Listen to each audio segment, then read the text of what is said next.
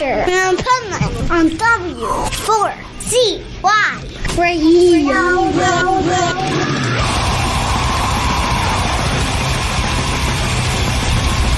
Hi, it's David Reece, and I'm really excited to reveal for you the album title and cover for the brand new Bangalore Choir album. It's finished, people. I'm really stoked. It'll be out before the end of the year 2025. The title is Rapid Fire Succession, On Target, Part 2. And here's the album cover. What do you think, y'all? This is the Pipe Man here on the Adventures Pipe Man W4CY Radio, and I'm very excited about our next guest because there's some killer new music coming out the end of this year. So let's welcome to the show David Reece from Bangalore. I can't even speak today. Bangalore Choir. Bangalore Choir. I know. I'm like tongue twisted today. That never happened. Me too. My brain. So greetings to you. And I just want to say right off the bat, I have a question right off the bat. You just revealed the new album cover. Is that the same model that was in the original On Target album? No. Because see, it looks like it could be today's version of that. Well, that's a good sign that the similarities struck you, but yep, the no, colors, everything. It all looked like yeah. I mean, I wanted to do On Target Part 2, so I studied it from top to bottom. I love it. Well, thank you. And you were kind of keeping the name of the album a hush hush, and now we're out, and it's coming out the end of the year.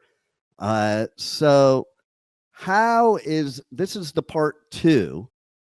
How would you say part 2 is different from part 1 or similar or both? I would say similar.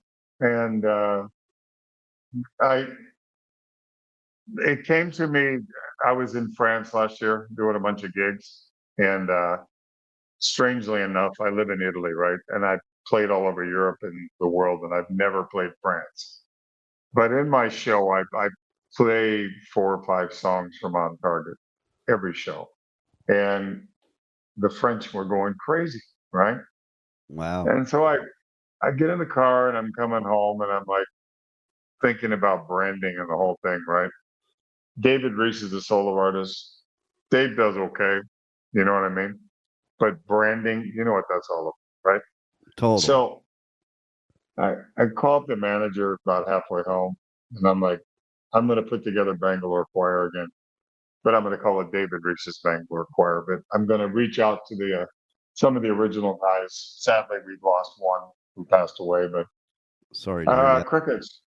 Yeah, thanks. Crickets. Curtis doesn't want to tour anymore. Just not interested.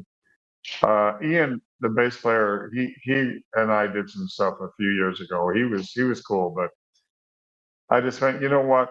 I'm not going to take the dead cat out of the garbage sack and try to revive it. So, the branding thing, I want to compare it to, like, let's say, top of my head, Mike Tramp and the song The White Line.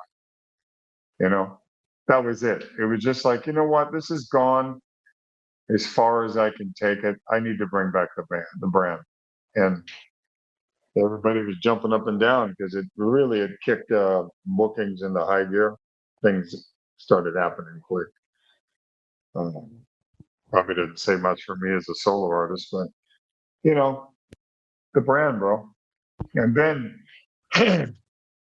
similar, I guess I went back to On Target and I talked to BraveWords Records. I said, I'm going to do this. They said, okay, if you're going to do Bangalore, we got to be On Target. We got to get there. Can we do that?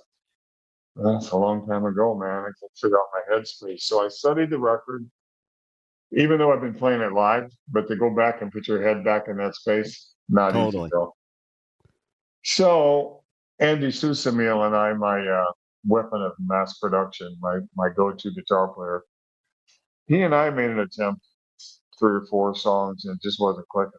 And then, which will soon be the second single with a video, It's called Driver's Seat. When he sent me the rip for that, I heard Slipping Away. I said, now we're getting it. So I recorded the vocal, and then we did Bullet Train, which I'm sure you've heard. Yeah. And it Totally. just all started coming. The thing Nice. about it was, I wanted, going back to the album cover and everything, I contacted Simon Zoot and I said, this is the first album and we've got to be similar. So we tried to tie the nostalgia and everything together. And I think we did. I got to say, dude, I'm really proud of this record. Well, that's always good to hear because you know what? When you've been a musician, as long as you have, to have excitement about what you're doing after this many years, that means it's good. Well, I mean, and also people like you. I mean, the incredible amount of media that I've done and radio, it's tenfold what I was getting for the last 10 years. I Wow. mean, it's just, and that's an attribute to, BraveWords doing the outreach. I mean, they lectured me like a kid, in school. Dave, your website sucks. You're not on top of the new game. I'm an old dog, dude. I don't understand all this. So Brandbold really schooled me in what I've got to do to keep it current, get it out there, the mass overreach. You know what I mean? So I learned a lot thinking that I was reaching the public. Nah, not even close. So I got schooled, but Hey, it's never too late to learn, right? right. I mean, he even said it, guys, after 40, you guys are clueless of what's really happening out there for people to get a visual or an audio of what's going on with you. Because like a lot of bands, if you look at their page, they got a new album out, but they still have the album from 3 years ago on their banner. Right. You know what I mean? And he's making really good points. And I'm like, well, at least I'm not that negative or lame, but he says, you got a long way to go, kid. So I'm learning as I go. Well, and it's great that you can have somebody too coaching you like that so you can be relevant nowadays because I think the resurgence of real musicianship is actually happening, but it takes veterans like you guys to bring that stuff back. Funny you should say that. I just did a Eastern European podcast about an hour ago and said the resurgence is there, but it's you guys, you old timers, are the ones that really know how to deliver. But he did say he's seen a lot of young bands kind of coming along down that road, playing what we kind of were all part of. There is some new bands like that are Yeah. bringing back that like 70s vibe. Bring it, man. Bring it. No doubt. I was just saying that before. Like, listen, music nowadays isn't like back in our day where like now it's so programmatic and like a formula. I call it an algebraic equation to make music, especially metal and rock. Okay. It's quantized. It's quantized on a grid, and there's not a bad note. I mean, you come from the school I do. Listen to an old Zeppelin album. Plant's not singing on key in a lot of those songs, but he's delivering the goods. No doubt. Page is not, doing this neoclassical blinding speed stuff, and he's playing some bad notes, but it's the song. It's the vibe. Rival Sons, Blackberry Smoke. There's a few bands out there, Dirty Honey, that I'm going, okay, man, come on, guys. Blackberry's been around for a quarter century, but I saw him here in Italy not too long ago, and to see 1,000 Italians sing along with a bunch of hicks from Georgia, right? That impressed me. Yeah, it was like kind of like seeing the new Tom Petty, this organic groundswell. Right. And there were people there that were like 15 up to like 75, 80 years old. Really that is nice, something really that amazes me nowadays. Like I do radio coverage at festivals all over the US, UK, Europe. And one of the things I noticed, first of all, is when I was a teenager, you weren't going to see 60-year-olds playing metal, but now the kids, like, I'm like, how do these kids even know some of these bands? But then Europe in particular. So the first time I started going over to Europe to do festivals, I'm like, holy shit, I thought that band didn't even exist anymore. And they were just really playing in Europe all these years because they And that's love it. where Bangalore Choir, when that naughty little band came out of Seattle and changed the world, I knew it was a temporary band-aid on a new movement. When we committed suicide with, the kind of rock we were doing in LA and that, at that time. But I had no idea when Warner Brothers dropped us that the grunge movement didn't touch Europe for maybe 2 years later. Mm. And that Bangalore Choir were really big in UK, Germany, especially Scandinavia, even here, were really well known. So that's why my songs from that record, people know the words and they're singing along with me since 1992. But the thing about the European fan base, which is something I love, you can throw out a few stinker records, but if they love the band, they're going to follow you. Yeah.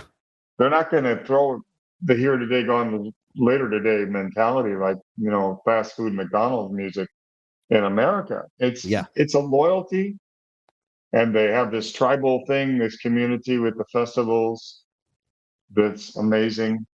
I'm hoping that America comes because I really want to bring this over to the States, in early April. And we're talking about it right now. Of course, I'd use an Nice. American bunch of guys because it's retarded with visas to bring guys from here over.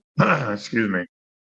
But yeah, I know exactly what you mean. I go to see, like, I went to see Metallica, and there were kids that are like 8, 10 years old, and people 80 years old. Right. It's crazy. And it's funny. Work. I thought of Metallica when you were talking about the American mentality opposed to European, because I was at Metallica's first show ever in LA. And I remember, say that again? No kidding. Yeah. And Slayer's first show ever. Awesome. But I remember when the Black Album came out, and me and the 25, core fans of Metallica were like, fuck them, they're posers, sellouts, blah, blah, blah, blah, blah, and it goes along with what you were saying. It's like, forget it. But at the end of the day, okay, still today, this is one of my favorite bands because of that, feeling that you get, the feeling that Europeans get when it comes to music and festivals. Like, I was just talking about this with Jimmy, was my last interview, and we were talking about, I just came back from a festival, Bloodstock in the UK, and like there were bands playing at 10:30 in the morning that nobody knew who they were, but they had the same size crowd as somebody like Machine Head. And at 10:30 in the morning, you would never see that in the festivals I do in the States. No, and that's the magic. The first time I played Wacken, I remember the next morning. I'm an early bird, so I get up and walk through the war zone. There's like a mud hole, right? And there's people literally, it looked like where they've been doing mortars been going off. And there were people down there in the mud and water with their vests, people standing around above the hole, pissing on them, singing in their language from another country. It was like Viking pirates, it was. Oh man, that's great. I'm wandering the grounds, and then you hear a band playing, and you look over, and there's 10,000 kids that haven't slept a wink, covered in mud, and then all day long, some of them fall out. They get too drunk, of course, or tired. And then they go lay down in their tent in the camper. And then about 7, it gets really crazy. Here they come, the army of maniacs. And then by the time it's dark, it's a beautiful thing. Well, yeah, I do Hellfest, speaking of France. And that is like one of the most insane festivals ever. Like, they say Wacken is the grande, but I think Hellfest is taking that trophy now. Oh yeah, it's a great festival. I mean, they got Volcanic here, they got Hellfest, they got another one too. I'm doing Headbangers next year with Bangalore, and I'm doing Volcanic. Nice. So that shows you that like Grass Pop last year, you had, the cool thing is the stage is here. I'm looking at you. We finished, the crowd turns their back to you and they're looking at the stage on the other side. And there's 50,000 maniacs for 4 straight days, maybe more at night. I don't know. But anyway, long story short, you had Steel Panther playing. They can't understand a word they're rambling about, but they love the band. Then you had Limp Bizkit. Then you had Wolfgang Van Halen. Then you had Slipknot. I mean, you had this big palette, of something for everybody. Yeah. And it was just, it was electric, man. The energy was electric. I was there last year for Grass Pop because usually You were? Grass Pop and Hellfest is the same weekend. So I'm Yeah. always doing Hellfest. But last year I was like, oh, cool. They're on different weekends because I always wanted to check out Mhm. Grass Pop. And yeah, you're so right. And, you know, it amazes me how into it people are. Like, I'll tell you Mhm. what, that Limp Bizkit pit was probably one of the most brutal pits I've been in, and I've been in a lot of brutal pits. You know? He just played here. My wife's a huge fan, and my stepson and her go to the Slipknot shows. And they and Papa Roach, and they go cuckoo. My wife is a music fanatic, and she's right there. I mean, it's like, be careful, honey. Don't wear anything sharp, and watch out for, put on your goggles. But yeah, but I'm not knocking my country. I'm an American, red, white, and blue. But the fact is that there is a bigger range for artists in the European. Well, you drive around, like I've road tripped Europe a few times, and you turn on the radio, and it's like you're in Back to the Future, going back to the 80s. Bingo. You don't have one corporate controlled radio station that's got the big master disc playing the same song every hour and 30 minutes. For the advertisers, you've got Virgin Radio here in Milan. You've got Germany's got a few. Scandinavia's got a plethora of stations. But what's really cool about America is, even though they're internet stations, there's an underground. And Yeah. as I said earlier, I have not had the airplay that I'm getting now in at least 10 years. Wow. I mean, I just love got that. told that in Baltimore, I'm in the top 10 still. And it came out the 19th of July. I love So, that. yeah, man. I mean, it's like something's going on. Don't know what it is, but it's rock and roll. And that's the beauty of it. Well, We're getting back to the basics. I think too, like the Danny Wimmer festivals, he's tried to pattern off of Europe, and he's bringing a lot of new bands. Like there's this one band, it's so funny, it's so old school punk, Silly Goose. Okay, they showed up at a Danny Wimmer festival and were playing in the parking lot. The total old school. Let's invade. Beautiful. And Danny was sitting out there watching them. And instead of like giving them a hard time and busting them, they played on the real stage the next day. And now they play a bunch of his festivals. See? We lost that, for about, I don't know, since 95. Yeah. It seemed like that kind of got lost. I mean, when I was started out, we would do the 5-set shows, incessantly playing 350 days a year, play the top covers in rock, try to write some songs, and swear to God, I'd never do this again. I'd kill myself if I have to go back to Rockford or Eau Claire, Wisconsin. But I would cut my balls off to do one more grinder like that in a stinky van, because we don't know how good we have. I mean, remember those days when you could walk out of a club, walk literally down the street after your set, watch a band play, and it's packed 7 days a week. No doubt. I pretty much lived at the Sunset Strip. I mean, I saw Motley Crue's first gig at the Whiskey on Valentine's Day with a band called A La Carte, a three-piece band, opening for them. And we saw this marquee of these crazy-looking dudes from the EP. And we're cruising around in my band. I go, look at those freaks. Let's go see them. We walked in and I went, oh my God, this is earth changing. Something's happened, because they had their street following. And I was sitting with Tommy in a hotel room doing nefarious things around the theater of Painter. And I said, I saw you guys at the whiskey, blah, blah, blah, and a Valentine's gig with a band called A La Carte.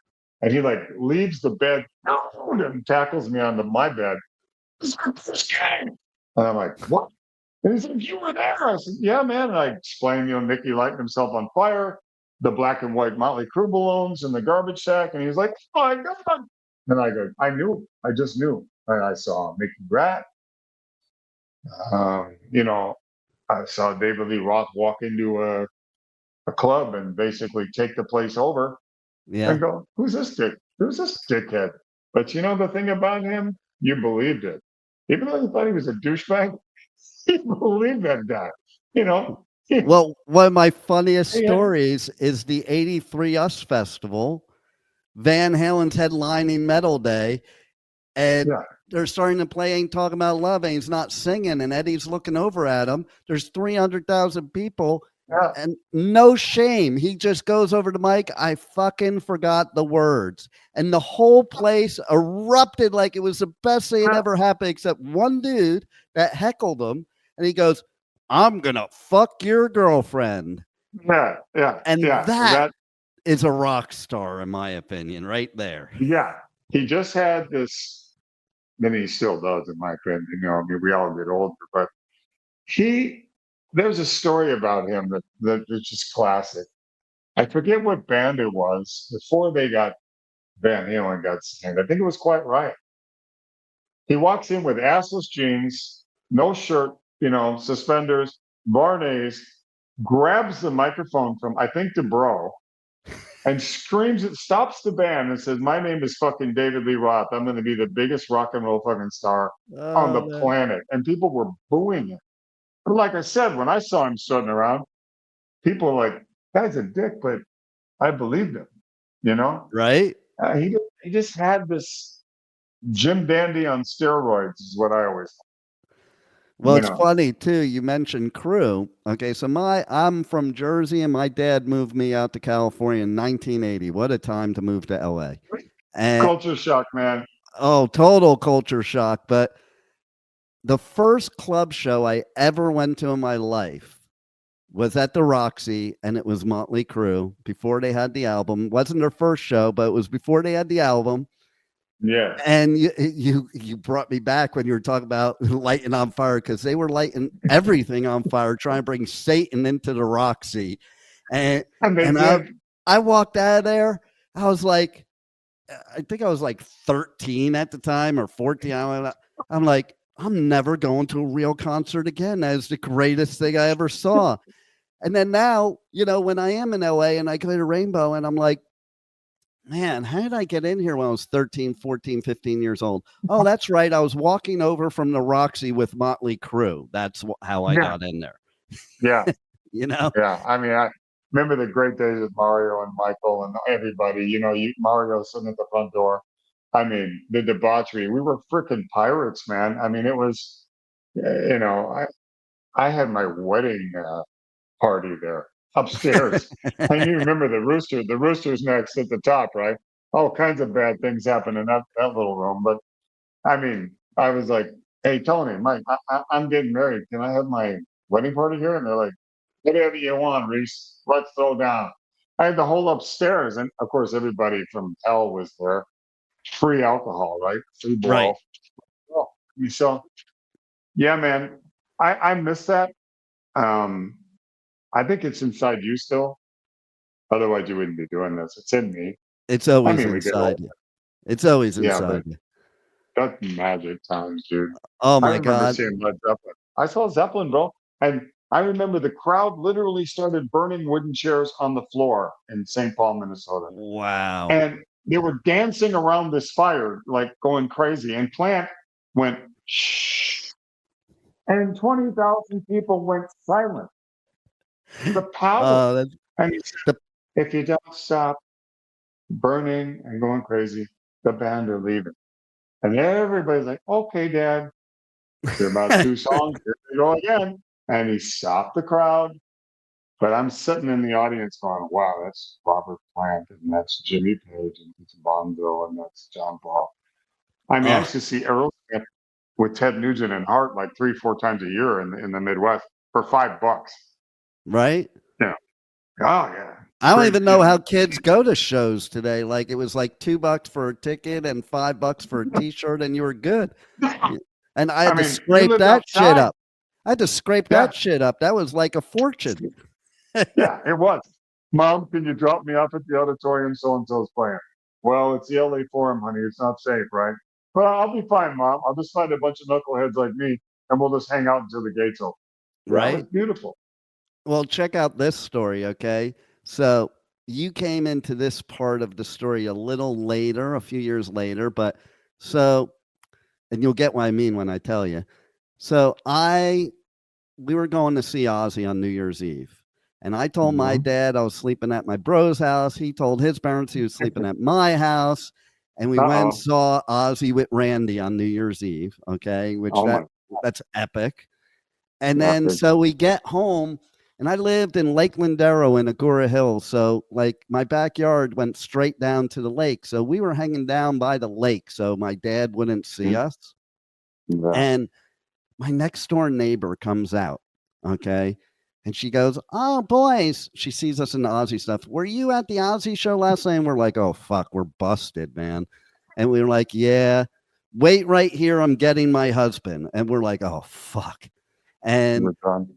the husband invites us up to the house into his studio in his house that was wall to wall cassette tapes.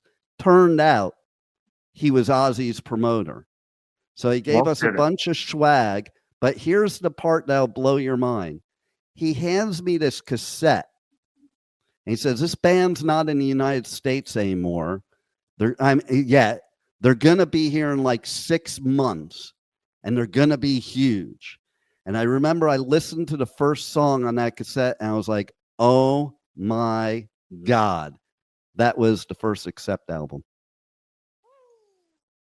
Small world. right? How Yeah. wild. My That's next and door now we're neighbor talking who again. knew. My Yeah. next I door mean, neighbor knew. I was in Milwaukee and Restless Wild was on Blood Red Vine. And we would sit around the band house doing bong hits, and this guy walked in with that record and put Heidi, Heidi, hi, the shark. It We're still all gives me stoned like chills. monkeys. Yeah, he screamed. The first speed metal band who spawned Slayer, who spawned Metallica. I don't care what anybody says, except spawn the speed metal movement. I'll verify That's right. that with you. I'll Yeah, verify that because one of yeah. my best friends is Dan Spitz. And Oh and yeah. and he told me straight out, all of them, Anthrax, all the big four, Anthrax, Megadeth, Metallica, Slayer, they all were like, that was the first thrash metal song ever. When I was in Accept, we went to Monsters of Rock. Anthrax was playing, David Lee Roth, and Maiden was headlining Kiss Without Makeup. We were in the tent area in the back, and a big storm kicked in. Of course, Germany, right? Never have a nice sunny, cold day. And Spitz was there like a little kid looking at Wolf Hoffman going, "You're the guy, man." And Ian, and Scott Ian's going, "Dude, you're Wolf Hoffman." You know what I mean? And he's just suddenly going, "I don't understand that." What he goes, "You are the reason we're playing what we do." And he's like, "Well, thank you very much. Very gentlemanly. I appreciate that." And you go, "Dude, you don't realize the impact that that band had on the metal scene in America and worldwide." There So, was you nothing want to like talk? that. That If you song, want to touch on that story, we can touch on that. I mean, we could tell any yeah, stories you want to tell. It's your world. I'm just it's the living in weird. it. It's 1 second. The weirdest thing about it was I was in LA, back to our little stomping ground. Got to get my iced tea. Excuse me. Um, and and before I got an Accept, I couldn't get arrested, bro. Everybody's a waiter is going to be an actor, and everybody's a lead singer, standing on the corner of Sunset passing out flyers. I couldn't get arrested. I'm a big guy, I'm not the little girly butt Brett Michael guy, lipstick. I'm not into that. Yeah, no. Couldn't get arrested, man. But I had a really dear friend named Lucy Forbes who had a little thing called Rock Congress. And her whole vision was rock placement agency. I'm going to get guys in big bands or corn bands. Didn't have a clue what she was doing, but she had a heart of gold. She was a 60s biker chick, knew all the doors and all that. Came from that. So I'm homeless, sleeping on a hardwood floor in Santa Monica.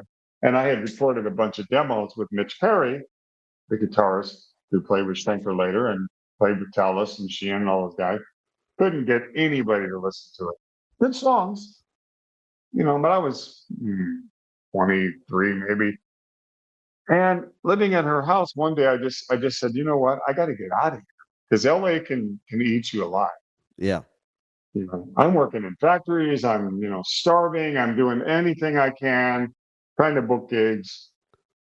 One day I just said, you know what? Fuck it. I'm out. And she looked at me. She goes, where are you going? I said, I heard my mom and dad moved to Colorado. I'm going to get on a Greyhound and I'm going to go live there. I'm done. So I leave that to set. Miraculously, like a week later, Dieter Dirks, the producer of the Scorpions, has got Scorpions business and he's banging Lucy on the side, goes to visit her and says, hey, I got an issue. We got this English guy in the band, except it ain't working. His name's Robert. Do you know anybody that would work? I need a singer yesterday. She goes, check this guy out, and hands him my cassette. He puts it in, he goes, that's the guy. Wow. Because he can hear voices. He's a producer. He knows what he's looking for. I'm at the time clueless. I'm just a rock singer guy. And she didn't know where I was. So they go she goes, I think he went to Colorado Springs. I'm going to try to find him. He goes, find that dude. So she went through the phone book. I guess directory says there's something. There's only so many Jack Reese's in Colorado Springs. Calls my dad, and I'm living up on a mountain painting houses, and says, yeah, I need to find Dave. And he's okay, I'll tell him to call him. They give out my phone number to Wolf, and one night there's a blizzard happening outside, and the phone rings, and it's Wolf Hoffman. Wow. Hello, may I speak with David Reece, please? This is Wolf Hoffman of Accept. I said, yeah, I'm fucking Mickey Mouse. Fuck you, and I hung up. So he calls right back. I think we have a bad connection. I'm sorry, it's And he starts giving me the spiel, and I'm like, yeah, I'm on a plane. Let's go. So next thing you know, I'm flying to Dusseldorf, and I'm auditioning for Accept. Wow. And this didn't happen, the German way, as you know. It's very meticulous. You replace a guy like Udo, there's a lot of anxiety. So, right. Literally the next day, Peter wakes me up at 9. I got jet lag. I maybe slept 2 hours. Let's go. I said, where are we going? He goes, to the studio. And I'm like, cool. I get to meet the Scorpions. That's how, I'm a kid. And he just looks at me like, oh, whatever, because they're finishing Savage Amusement. I walk in, there's Rudolph and Dieter, and I go, hey, man. I'm like, oh, I'm such a fan. And he looked at me like I was from Mars, because I think they were having an argument. So Peter took me directly into a demo studio in the basement, put on a 2-inch tape. And this first song was Turn the Wheel Around. Had the title, puts a 58 in front of my face with a board, sitting there and goes, sing something. Nice. It's like, and so we spent day after day after day writing lyrics and me singing on this 58. And what the band would do would come in at night separately and listen to what I'd done. And Dieter. The final audition was a live gig in Cologne, Germany's biggest metal band, performing one night only. That was my final audition. I was there for about 3 months before they said yes or no, maybe longer. And of course, they invite all the heavyweights: Bruce Dickinson, all these guys, because at the time Bruce is working for the fencing team in Bonn, Germany. He's in a captain's uniform, shows up. I good to see you. Well, I'm like, what's he doing here? I wanted to get his opinion. The manager's, no, fuck, I'm going home. But you look out the window across from the restaurant, and there's a line of people standing in the March rain because they know who it is. Right? And I was terrified. Did the gig, blink of an eye, fully expecting to be sent home the next day. I hear them all talking in the guest house. Well, I better go face the music. It's been a cool trip. And they reached out their hand and said, welcome to Accept. Wow. So, yeah. That's weird. amazing. Yeah. Weird. And look, you just never know what's going to happen in life, you know? Isn't it beautiful? Oh, I love it. Like, see, even for me, so I left LA when when it became really bad with the hair metal. Like originally when Metallica and Slayer went up to the Bay Area, me and my bro used to like hitchhike up there to go to shows up there because they left us with all the glam shit, and all the girl boys. and the scene was not the same. So then like I went back to Jersey to go to college. And I ended up leaving the whole scene. Like, it's funny because I knew everybody, and it was like, I just had this idea. Like, I was playing guitar, I was singing, and I was like, yeah, I'm not selling my soul for this shit. Like, I'm not, because I sat backstage, and saw what record labels did to these bands. Okay. And I'm like, yeah, I'm not selling out for that. So I left. And I ended up in the financial business, and I was pretty big in the financial business. And the Wolf of Wall Street, I knew him personally. He was my competition, and Jordan. And yeah, he was a douchebag, by the way.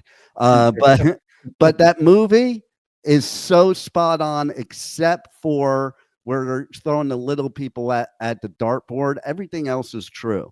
And to me, it was weird because in that business, it was the same type of energy and debauchery as being in metal. The difference was I traded in my leather jacket and battle vest for an Armani suit, but the same bullshit, the same drugs, lies, money. Oh yeah, money corrupts everything. Money corrupted music. It corrupts.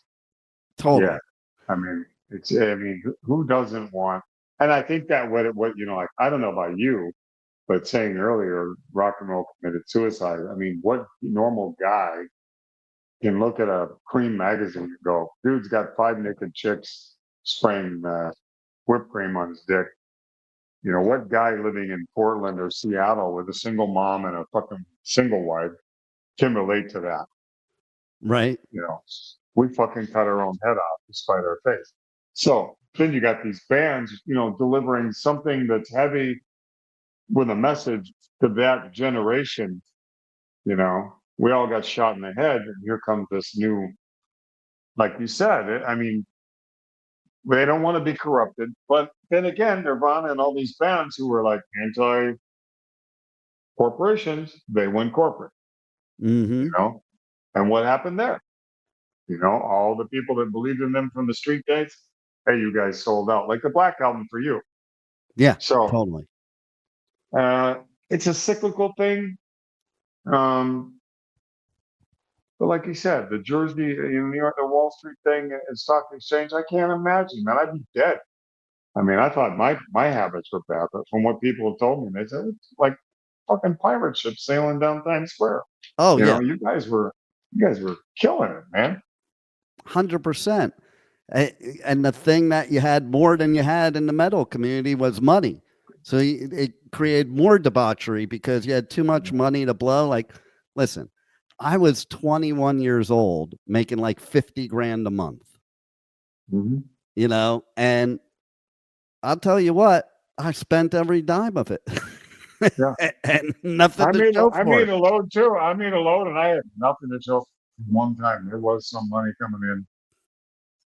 But with a guy like you and I, probably, I don't know about you, but for me, you get a few $100 grand. You're not thinking about the IRS. You're thinking about, I want that thing, that toy right now, and I can buy it.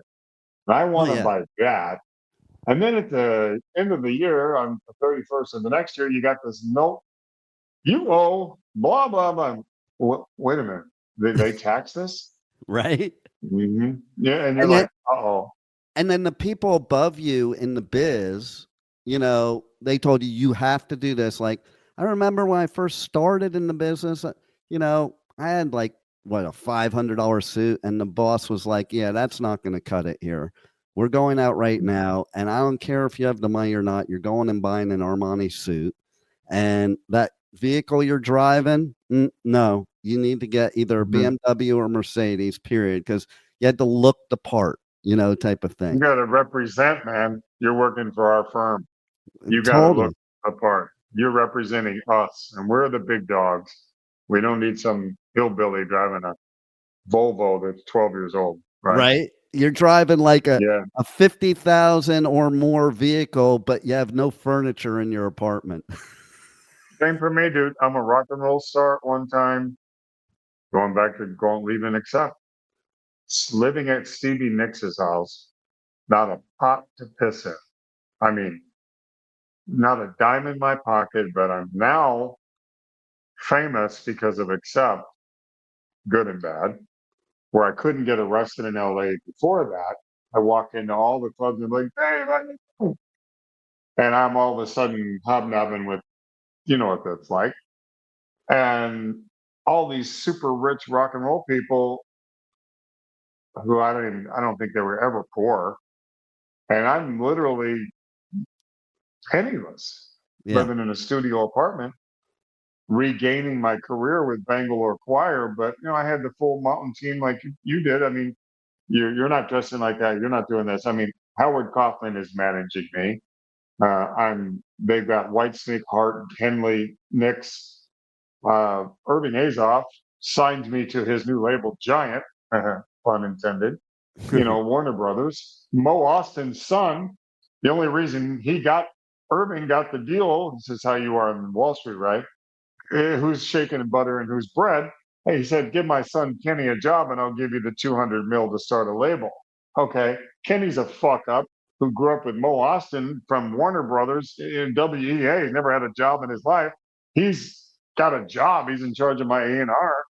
I'm running around with these maniacs. It was insane. I mean, they treated us good. They put us on a salary. We did all the top studios. We went through the whole thing, the big shows, the big tour plans, and then, Yeah. timing. And here we are, 2025, new album coming out. I love it. And the album cover, I would buy it just like in the old days. You bought from album covers. Okay. I'm going to tell that when you air this, I want Simon Zoot. Here's a band called Goot, Goot. Some of the guys are Russians. Some of the guys are Dutch. Some of the guys are Italians. And I got to say, they wanted me to sing on their records, and COVID destroyed us all. Yeah. So, you know what? I used to do a lot of records to feed my family. But I got to say, they're some of the sweetest human beings I've ever met in my life. And what they're going through, those Russian guys, they can't even talk like you and me. They're completely controlled. Yeah, totally. So they route around. I can't really say much because I don't want to get in trouble. But I was talking to Simon, the bass player, and I'd seen that he had done their album covers, and I gave him the reference. And when he hears his name and their name, Good, you should see those guys. They get a boner the size of New Jersey when they hear me saying good things about them because they're good. They're good at what they do. Check it out. Good.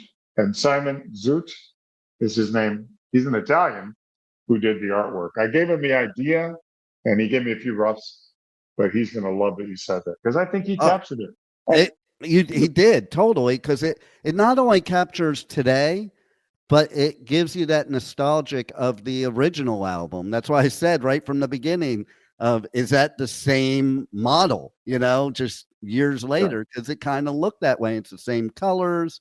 And you know how it was in LA. Listen, I used to go to this little record store in the Valley, me and my friends, to get our music. And there was a record store clerk there that every time we walked in, he's like, oh, you got to check this band out. and we would buy it just because he said so and because the album cover looked cool. That was Brian Slagle, you know.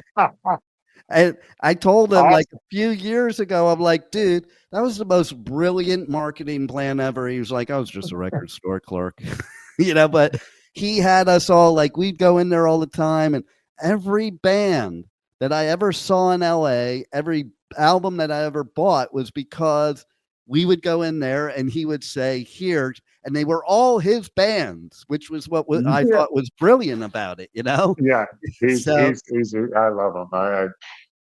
He's going to be around for past. He'll outlive Keith Richards. I mean, he's been doing it forever, and God bless him. You know what I mean? oh yeah, you know, my hat's off to him because Metal Blade is still around, still big, and like you would have never thought that back in the day. You know, would you ever imagine that Metal Blade would still be around in 2025? You know, like you wouldn't. It's amazing. It's a testament to the prophet Schlegel. I mean, he got a good lump between his shoulders. You know, he knows what he's doing, what works. Like shoving it in your face. You got to buy this record. Look at that cover. This band rules. I'll take it. You know, you go home, know what you're going to turn on. But when you listen, you go, it is great. He's right. Oh my God. Right? Yeah, I mean, yeah. I wish we had people like that now. You know what I mean? No doubt. No doubt. Him and Zazula. We have one guy named Holger Malstedt, and it's called Media Markt in Germany. And they pretty much sacrifice all of the CD sections in the stores, the chain of stores, but not him. I mean, he put me in an in-store. He's a fan. He loves rock and roll. He knows everybody.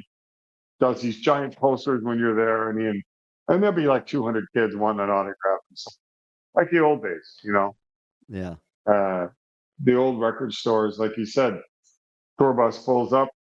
You know, there's a crowd of kids waiting out there. Record day. Oh man, I miss that. The good old days, camping out to get your tickets. I remember I saw Black Sabbath with Dio. I camped out for my tickets, and this dude, I was like first in line. This dude comes up to me, hey, if you get me my ticket, I'll smoke you out at the show. That's all he had to say. Like, I didn't want any money or anything. I'm like, sure, you know. And then he had this like Maui Wowie at the show. Like he meant it because he was sitting right next to me. And I remember when Dio just first started talking over the mic when they first came on. I thought Dio was God because I was so high off of this stuff he smoked me out with. I was like, holy shit, God's speaking to us. It's God spelled. It's in Italian. Literally, it means God, Dio. So, see, yeah, and you are correct. So, I mean, yeah, that's the cosmic experience. I remember my first concert was Peter Frampton Comes Alive tour. Jay Giles was the second band. Wow. Peter Wolf kicked my ass. What a front man. I mean, and Ruby Starr and Grey Ghost from Black Oak, Arkansas was the first band. And I remember being in the St. Paul, Minnesota Civic Center, and the lights were still on, and you could see the curtain, and frisbees were flying across, and beach ball, and joints are coming. And there's like this bluish white haze over the audience, right? And I'm like, I'm here. I'm home. What is this? What is this? My mom dropped me off for it, right? Lights go out and this roar. Remember that? It's like, yeah. And the curtain drops and there's Ruby in a miniskirt strutting around. And then Jay Giles comes out and do their live record they did for 20 years nonstop. And then Peter Frampton comes out with his, you know, ooh, baby, I love your way. But it was a hit. And I remember just leaving that place a different person. Yeah. You know, it was mind changing. Then I saw Alice there, Aerosmith a bazillion times. I mean, I'd be right there with Tyler spitting in my face. Because in those days, like you said, $5 wasn't easy to come by. If I got the dress, you know, I didn't buy a pack of cigarettes or something. I could go meet my friends and see Nugent and all those guys 4 or 5 times a year. you know. Totally.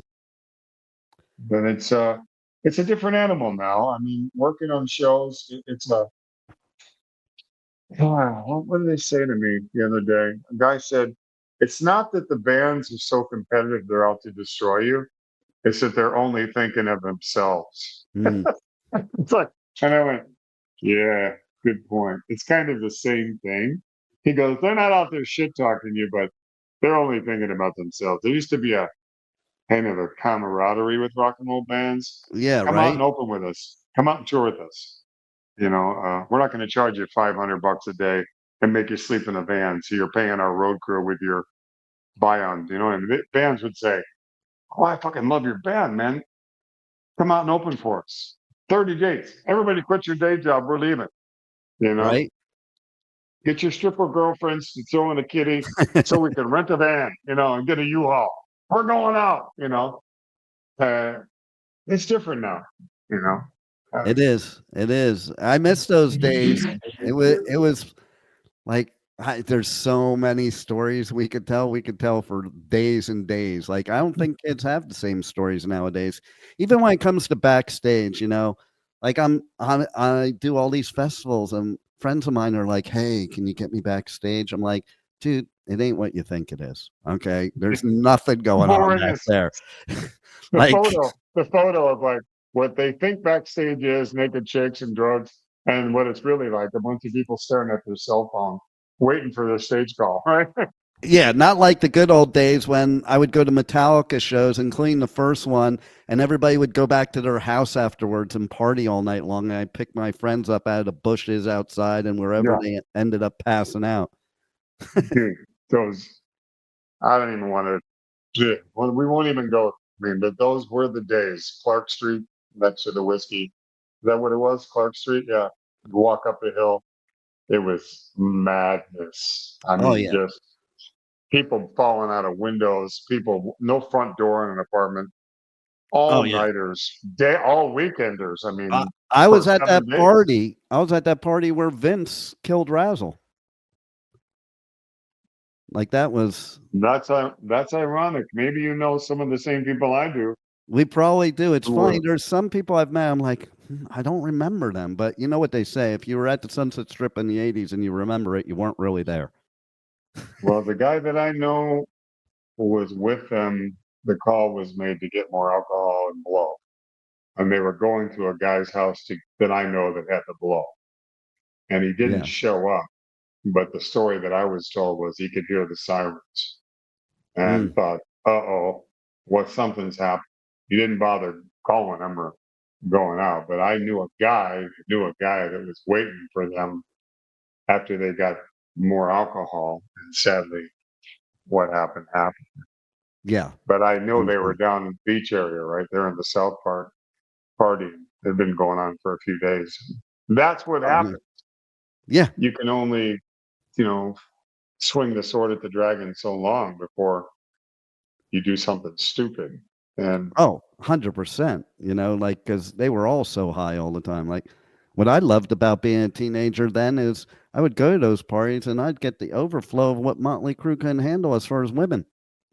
mhm. I'm like some I kid went on, getting laid I went, by hot chicks because they didn't get laid by Motley Crue. I went out with their dope dealer on the Theater of Pain tour with this stupid idea in my head. I'll bring some of my demos and get them to listen, and I'm going to get a record. But I'm with one of their multiple drug dealers, and they had an entourage of them, trust me, Oh, yeah. following the band around, flying around, picking up drugs in different cities and bringing them to the band. And really, I'm just sitting in a room with these maniacs, so out of it. And I'd always ask myself, how do they play tomorrow? When do Oh, they yeah. sleep? Right? And it's like, and I remember they had armed guards at the door at Vince because it had just happened before that. So, but they would open the door and Vince would be passed out naked on the floor with a bottle of tequila. And he had figured out how to get the hotel staff to get him drugs and alcohol and lift it through the window on a sheet. They were like, how is he doing this? An addict will go to the end of the earth to figure out a way to get high. But it was debauchery that I've never seen on that scale. That they had a car of lookalikes leave the venues, right? And the fans and chicks would chase that car. And then another limo would drive from under the arena with the real band to Right. the other hotel in town. And I'd be like, this is genius. But the kids caught on to that too. Yeah, yeah, You know, totally.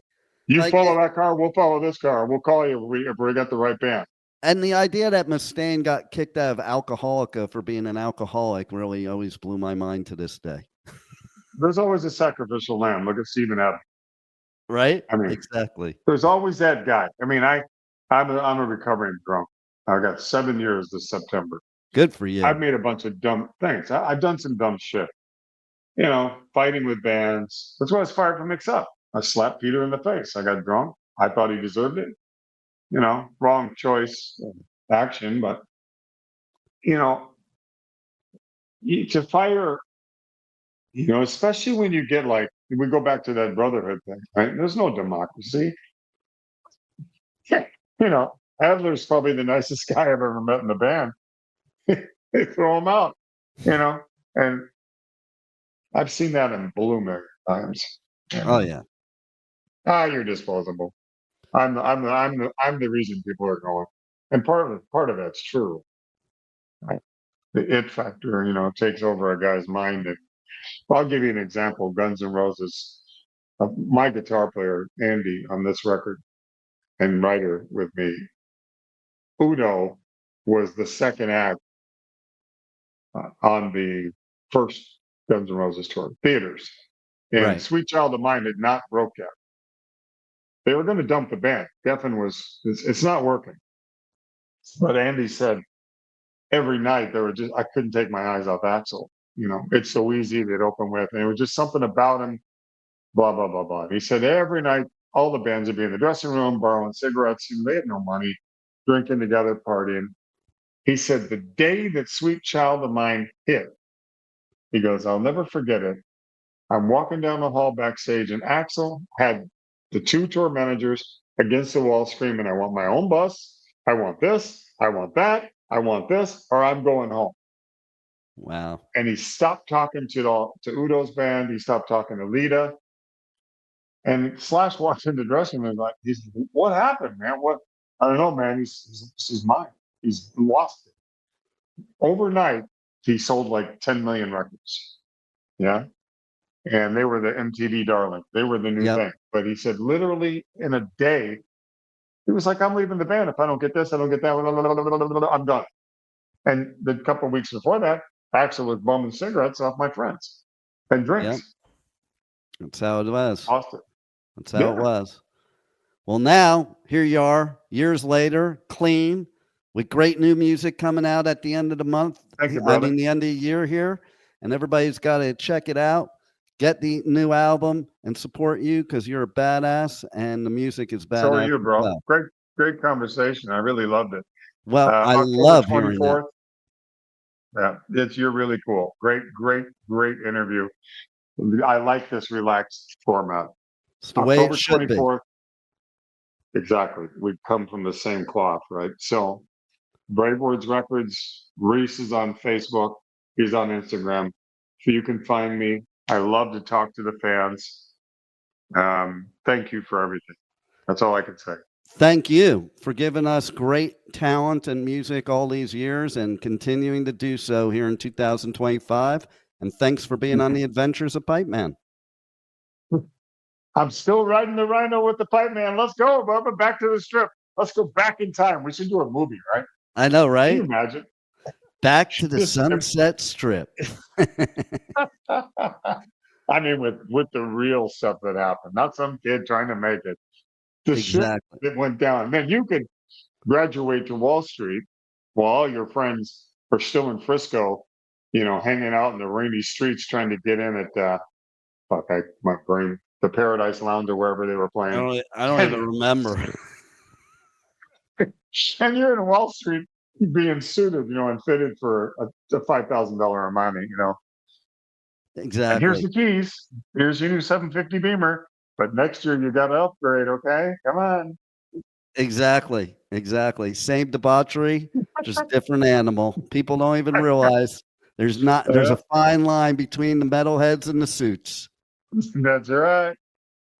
Well, you rock on, my brother, and look You too, forward bro. to it again. And anything you need, you let me know. We know what we should do. I want to make this clear. The album is 16 songs. We did Act 1 is 8 songs, Act 2 is 8 songs. I had about 24, 25 songs, and Giles Lavery and I whittled it down with Brandvold down to the 16 tracks.